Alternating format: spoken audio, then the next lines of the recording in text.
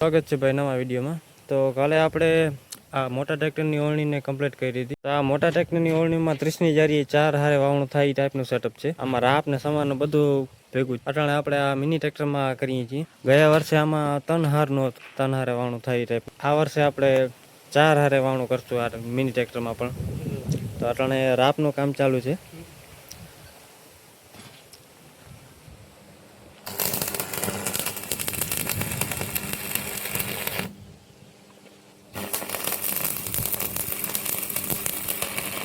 તો આ 120 ઇંચની રાપ છે। 30ની જારીએ 4 હારે હાલે એવી। અને આમાં આ ટાઈપના સરિયા વેલ્ડિંગ કર્યા છે। આ ડાળામાં સીધા ફિટ થઈ જશે।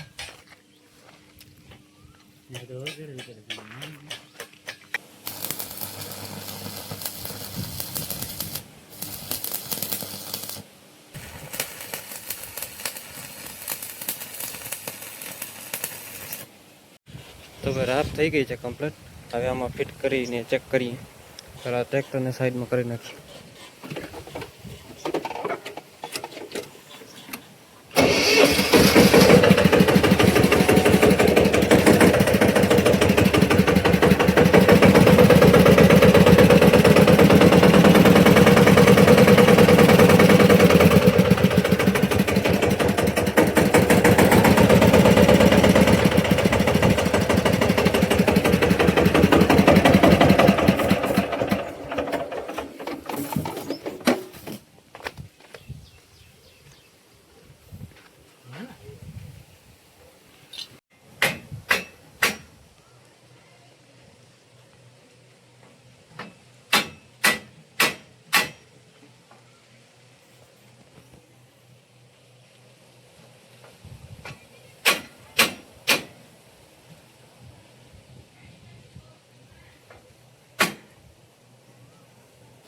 તો રાપ થઈ ગઈ છે કમ્પ્લીટ।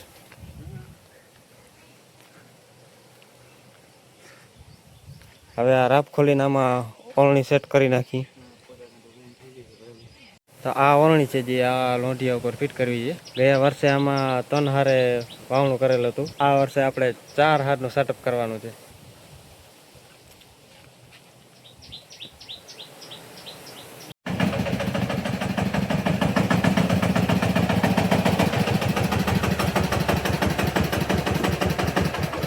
તો ભાઈ આ બે ડાળા અટાણે 28ની જારીના ફિટિંગ છે। પણ એમાં આપણે જ્યારે ઓળણી રાખીએ ત્યારે ઓળણીના સપોટિયા આ ડાળા માથે આવે છે।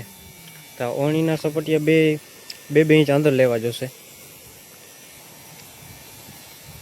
તો આ ડાળામાં પણ એક બીજો પ્રોબ્લેમ છે। આમાં તો આ ચાપડો લાગી જાય છે અહીંયા। પણ આમાં લોંઢિયાનો સપોર્ટ છે એટલે અહીંયા લાગે એમ નથી। એટલે આ નોખો જુગાડ અહીંયા ચાલુ છે બનાવવાનો। તો હાલ ભાઈ આપણે ઓળણીનું કામ થઈ ગયું છે કમ્પ્લીટ।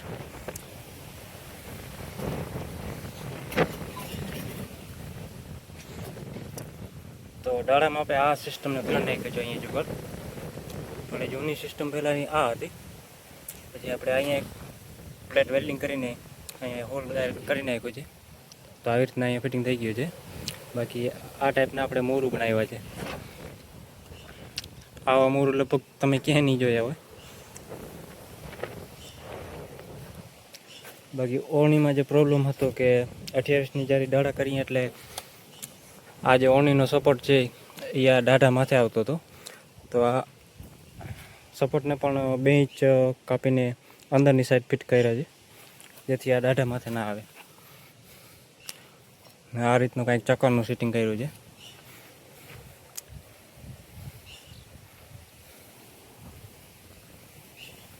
તો બસ આજના વિડીયોમાં આટલું જ। મળીએ નેક્સ્ટ વિડીયોમાં।